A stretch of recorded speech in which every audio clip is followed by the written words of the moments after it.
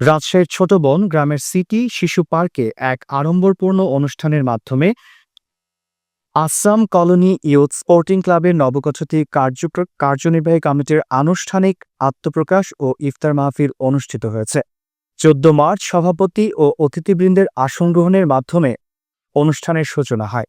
নতুন কমিটিতে diploma engineers association of Bangladesh Rajshahi বিভাগের সহসাংগঠনিক সম্পাদক ইঞ্জিনিয়ার মোহাম্মদ আরিফুজ্জামান সোহেলকে সভাপতি এবং রফিকুল ইসলাম রকি ও শহীদুল ইসলাম শহীদকে যৌথ যুগ্ম সাধারণ সম্পাদক করে ৫১ সদস্য বিশিষ্ট কমিটির ঘোষণা করা হয়।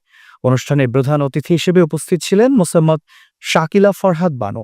ইঞ্জিনিয়ার মোহাম্মদ আরিফুজ্জামান সোহেলের সভাপতিত্বে বিশেষ অতিথি হিসেবে আরও উপস্থিত ছিলেন মহানগর যুবদলের সদস্য সচিব রকিবুল ইসলাম রবি, আরাফাত রহমান কোকো, ক্রীড়া পরিষদের সিনিয়র যুগ্ম আহ্বায়ক মোহাম্মদ আব্দুল কাদের উৎসব, বিশিষ্ট ব্যবসায়ী রুমন শরীফ প্রমুখ। বক্তারা বলেন, একটি সংগঠন কেবল ক্রীড়ার ক্ষেত্রে নয়, সামাজিক সচেতনতা, মানবিকতা ও একতা গঠনের ক্ষেত্রেও গুরুত্বপূর্ণ ভূমিকা পালন করে।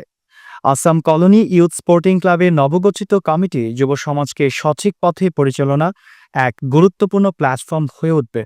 দোয়া, মোনাজাত ও ইফতার মাহফিলের মধ্য দিয়ে সকলকে ঐক্যবদ্ধ থাকার আহ্বান জানিয়ে অনুষ্ঠানের সমাপ্তি ঘোষণা করা হয়।